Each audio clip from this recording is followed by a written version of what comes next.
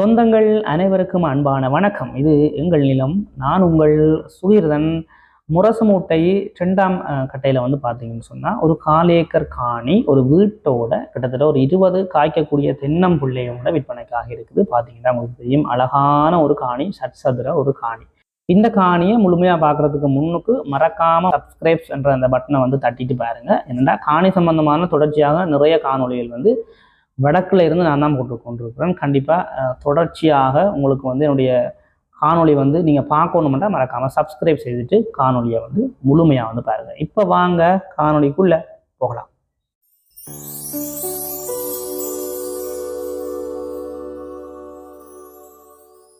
இப்போ பார்த்தீங்கன்னு சொன்னால் நாங்கள் எங்கே நிற்கிறோம்னு சொன்னால் 2ஆம் கட்டை கோரக்கன் கட்டு அப்படின்னு சொல்லி போர்ட் போட்டிருப்பாங்க. இது வந்து முரசு மூட்டை கிட்டான் இருக்குது. முரசு மூட்டை பகுதிக்கெலாம் வருது.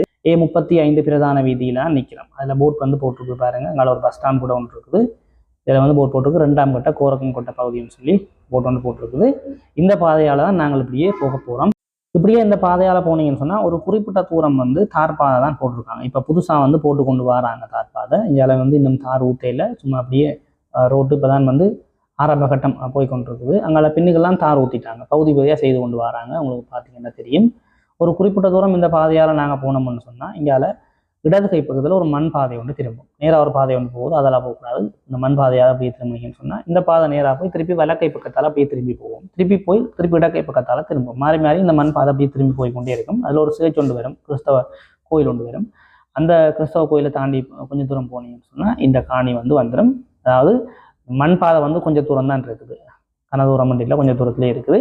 சுற்றி வர வந்து பார்த்தீங்கன்னு சொன்னால் நிறைய வீடுகள் இருக்குது, நல்ல தென்னை மரங்கள் இருக்குதுங்க, நல்ல காய்களோட தென்னை மரங்கள் நிறைய இருக்குது. பார்த்தீங்கன்னா தெரியும், இதான் அந்த காணி. இப்போ நாங்கள் காணிக்கு வந்துட்டோம்.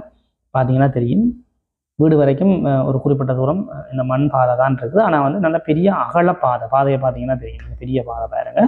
சுற்றி வர வந்து வீடுகள் எல்லாம் இருக்குது, ஒரு பிரச்சனையுமே இல்லை. அதாவது அந்த மெயின் ரோட்லேருந்து எங்களுக்கு வாரத்துக்கு எடுத்துக்கொண்ட நேரம்னு சொல்லி பார்த்தீங்கன்னா வெறும் 10 நிமிடங்களுக்கு நாங்கள் வந்துட்டோம். 10-12 நிமிடத்துலேயே நாங்களும் இங்கே வந்துட்டோம். நார்மலாக பைக் இருந்தால் வந்து போகக்கூடிய மாதிரிக்கான தூரமாக தான் இருக்குது, பெரிய தூரம் வண்டி இல்லை. இப்போ நாங்கள் உள்ளுக்கு வந்தோம்னு சொன்னால் கிட்டத்தட்ட 20 தென்னை மரங்கள் இருக்குது. நல்லா காய்க்கக்கூடிய தென்னை மரங்கள் 20 தென்னை மரங்கள் இருக்குது. முன்னுக்கு வந்து ஒரு மாமரம் ஒன்று நிற்கிது பாருங்க. நல்ல ஒரு சதுர ஒரு காணி ஒன்று, நல்ல அமைப்பான ஒரு காணி. இடமும் வந்து நல்ல ஒரு அமைதியான ஒரு இடமா தான் இருக்குது.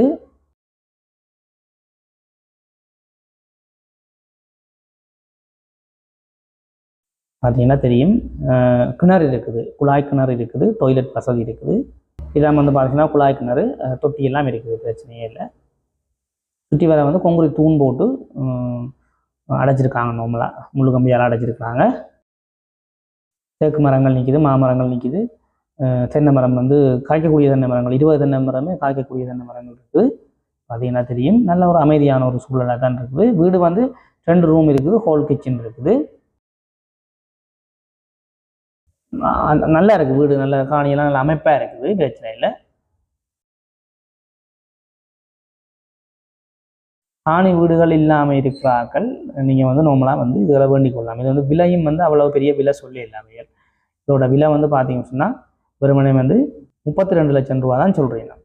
பெரிய விலையும் சொல்ல இல்லை, 32 லட்சம் தான் சொல்கிறீங்கன்னா.